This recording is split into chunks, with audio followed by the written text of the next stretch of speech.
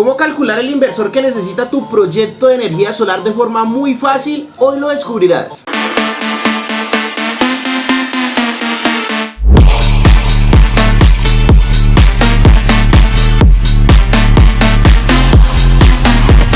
Bien, lo primero que debemos analizar es cuál es la función principal del inversor en un sistema de energía solar. Como ya lo hemos visto en videos anteriores, el inversor lo que va a hacer es transformar la corriente directa que estamos almacenando en nuestro grupo de baterías, transformarla en corriente alterna para poder alimentar los electrodomésticos que tengamos en nuestro hogar.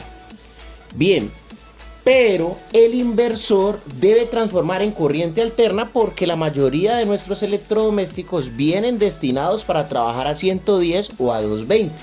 Entonces, lo que debemos hacer es hacer un listado de electrodomésticos. Por lo menos acá tenemos un listado de electrodomésticos.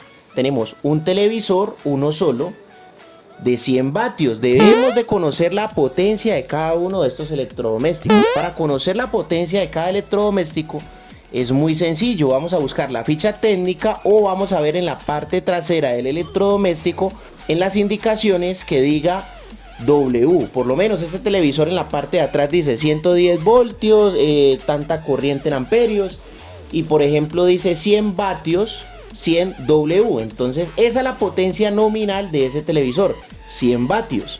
Como es uno solo, tendríamos 100 vatios de potencia total. Ahora tenemos nuestros bombillos.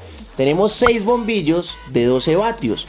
6 por 12 me daría 72 vatios de potencia nominal en los bombillos.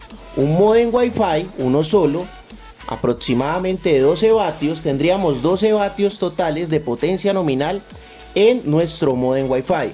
Cargar celulares, tenemos dos celulares, tenemos dos cargadores,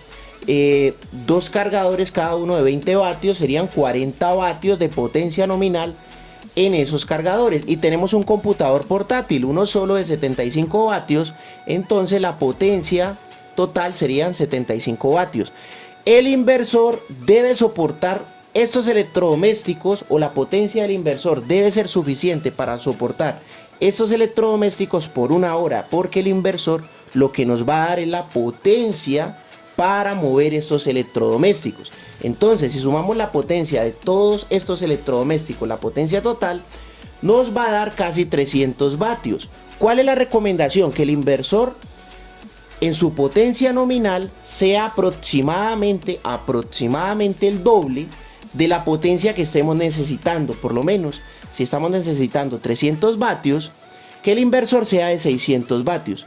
Como los electrodomésticos que estamos relacionando aquí en este listado son electrodomésticos que no tienen motores, podemos trabajar un inversor de onda modificada de 600 vatios. Como es una necesidad tan pequeña, puede ser un inversor de 600 vatios a 12 voltios. Ahora, si las condiciones cambian y tenemos electrodomésticos que tienen relacionados motores, hay que tener en cuenta lo siguiente en esta nota. Si el electrodoméstico tiene un motor, hay que incrementar la potencia de ese electrodoméstico 4 veces. Todo esto con el fin de involucrar el pico de arranque, porque el inversor tiene que aguantar el pico de arranque de ese electrodoméstico. ¿Qué es un pico de arranque? Básicamente, si un electrodoméstico tiene un motor, cuando encendamos ese electrodoméstico puede llegar a consumir 4 veces más su potencia nominal por unos segundos para vencer la inercia. Entonces, el televisor, como no estaríamos involucrando picos de arranque, serían los mismos 100 vatios. Los bombillos serían los mismos 72 vatios que vimos arriba, porque son 6 bombillos de 12 vatios.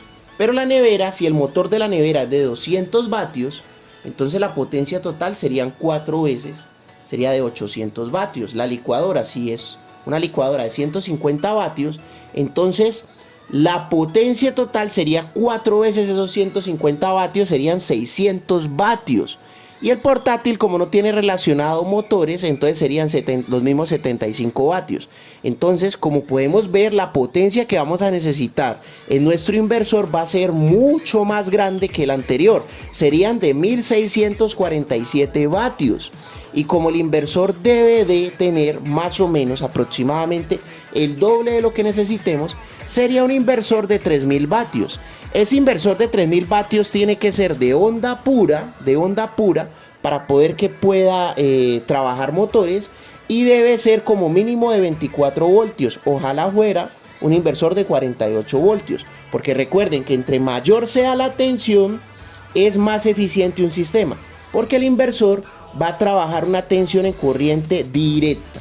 Muchas gracias por haber participado de este video. No olvides suscribirte, activar esa campanita que no están llegando notificaciones. Muchas gracias a todas las personas que nos están haciendo donaciones a través de PayPal. En la descripción está el link para que puedan hacer sus donaciones desde $5. Muchas gracias por pertenecer a la familia con la mejor energía.